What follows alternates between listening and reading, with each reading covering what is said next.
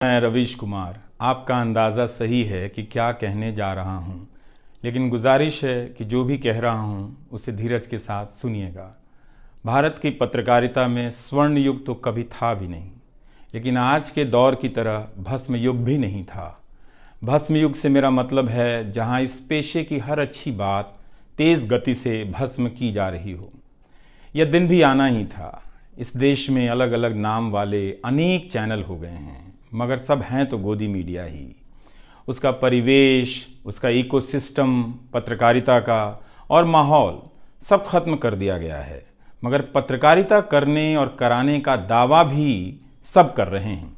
खासकर वो भी कर रहे हैं जो उसी सत्ता का हिस्सा माने जाते हैं, उसी के रूप में देखे जाते हैं, जिसकी ताकत से हर दिन पत्रकारिता इस देश में कुचली जा रही है। जब वो कहे कि वह उच्च स्तरीय पत्रकारिता करना चाहता है, तब ऐसा दावा करने वालों को ज़रा संदेह की निगाह से देखिए। गोदी मीडिया और सरकार भी पत्रकारिता का अपना मतलब आपके ऊपर थोपना चाहती है। अगर इसका मतलब किसी भी रूप में वही है, तब आप एक बार फिर से झांसे में आने वाले हैं। बेटी विदा होती है तो वह दूर तक पीछे मुड़कर मायके को देखती रहती है। मैं इसी स्थिति में हूँ। अभी मुड़कर देख लेने दीजिए, फिर कभी विस्तार से एनडीटीवी की बात करूँगा, लोगों के बारे में और एनडीटीवी के बारे में, डॉक्टर रॉय, राधिका रॉय के बारे में भी। मैं कई लोगों की प्रतिक्रियाएं पढ़ रहा था। बहुत सी बातें तो मुझे आज ही पता चली। हैरानी हुई कि हर किसी के पास एनडीटीवी का एक अलग ही किस्सा है। वाकई उन 27 वर्षों के बारे में ठहर कर और संभल कर बात करने की ज़रूरत है। एनडीटीवी ने एक चीज़ सिखाई कि टीवी में और टीवी का एक ही मतलब होता है, टीम। एंकरों के स्टार बनाए जाने के बाद यह धारणा टूट गई, मगर आज भी टीवी के बुनियाद में यही है कि जितनी अच्छी टीम होगी उतना अच्छा काम होगा। अभी इस बात को यहीं रहने देता हूँ, कभी किसी और वक्त के लिए, तब जब आप भावुक ना हों, तब जब मैं भावुक ना हूँ कि एनडीटीवी छूट रहा है। आज की शाम एक ऐसी शाम है जहाँ चिड़िया को उसका घोंसला नज़र नहीं आ रहा, क्योंकि कोई और उसका घोंसला ले गया है, मगर उसके सामने थक जाने तक एक खुला आसमान ज़रूर नज़र आ रहा है। तो खैर, उसके बाद अनुवादक बना और कई पत्रकारों की रिपोर्ट का अंग्रेज़ी से हिंदी में अनुवाद करता रहा। इसके बाद मैं रिपोर्टर बन गया और फिर मेरी दैनिक रिपोर्ट की अलग यात्रा शुरू होती है। रवीश की रिपोर्ट से काफ़ी कुछ सीखने को मिला। तो इस तरह से ये एनडीटीवी में ही संभव हुआ कि एक चिट्ठी छांटने वाला इसके एक चैनल का ग्रुप एडिटर समूह संपादक बनता है और आज उसे छोड़ रहा है, इस्तीफा दे रहा है। बहुत बड़ी बड़ी शक्तियाँ पीछे खड़ी हैं इस एक पत्रकार के पीछे। तो स्वाभाविक है कि ये नौबत आनी थी, इसका अंदाज़ा मुझे पहले भी था, लेकिन जिस दिन आता है उस दिन अच्छा तो नहीं लगता है।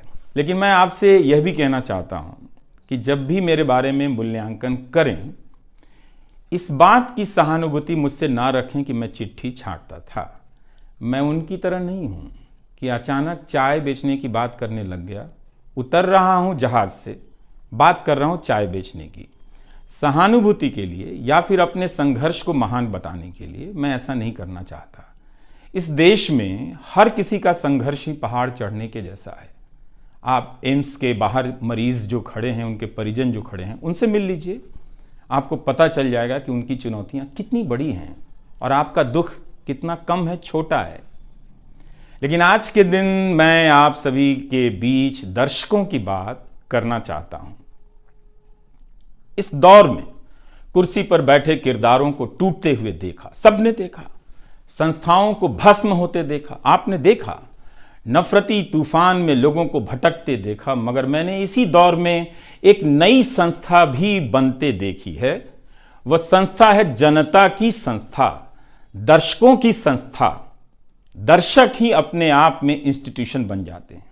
आप दर्शकों की संख्या भले कम है, मगर आप दर्शकों ने मिलकर जर्जर किए जा रहे इस लोकतंत्र में जनता नाम की संस्था का पौधा सूखने से बचा लिया। एनडीटीवी में मुझे जब भी अवसर मिला, मैंने जान लगा दी। मैंने कभी उन अवसरों को अपने लिए नहीं देखा, बल्कि यही सोचा कि ये अवसर मुझे आप दर्शकों के लिए मिला है, इसलिए उन सभी अवसरों को आप दर्शकों की कहानियों से भरता चला गया और मैं आप दर्शकों का होता चला गया। आपका दावा मुझ पर बहुत बड़ा है, मैं जानता हूँ। मेरे आगे दुनिया बदलती रही, मगर टेस्ट मैच के खिलाड़ी की तरह पिच पर टिका रहा। पर अब किसी ने मैच ही ख़त्म कर दिया है, उसे T20 में बदल दिया है। जनता को चवन्नी समझने वाले जगत सेठ हर देश में हैं, इस देश में भी हैं। अगर वो दावा करें कि आप तक सही सूचनाएं पहुंचाना चाहते हैं, तो इसका मतलब है कि डॉलर अपनी जेब में रखकर आपकी जेब में चवन्नी डालना चाहते हैं।